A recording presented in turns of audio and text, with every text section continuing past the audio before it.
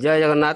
अमृत रसोई चैनल को आपण मानक स्वागत। आज क्रम देखा जेजेमा किपरी तांको कुनी नातुणी को झाड़ारू भल करते।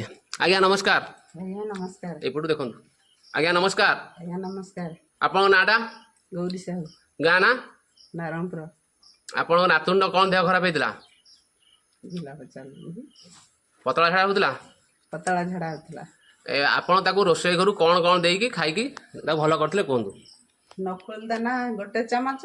आज्ञा आउ गुआ घी गोटे चामच।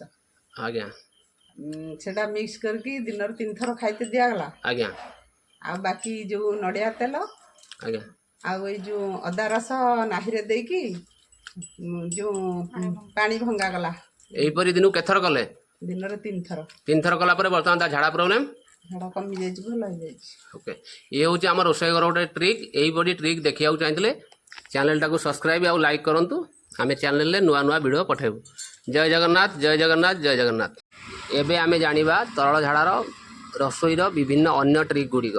जदि कौन छोट पिला या बड़ कहीं भी झाड़ा होते प्रथमे अदा रस 3 ରୁ 5 टोपा नाई पकाइबा।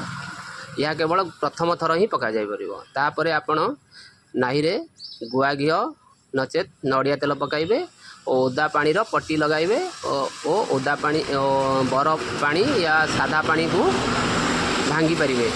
यह 2 ରୁ 3 थर करि परिबे।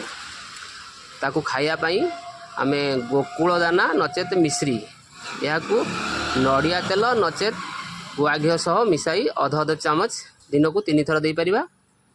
और पान मधुरी और धनिया 1 चामच को फुटाई 1 ग्लास पानी रे ताहाकू ठंडा करी मिश्री मिसाई दिन को 2-3 थर पीवा को दे परिबा। और खाइया पई फलमूल ही दबा रोषेई खाद्य देवा नहीं। एहीपरी करिया द्वारा तरल झाड़ा 1 ରୁ 2 दिन भितर संपूर्ण रूपे ठीक हो जाए। जय जगन्नाथ जय जगन्नाथ जय जगन्नाथ।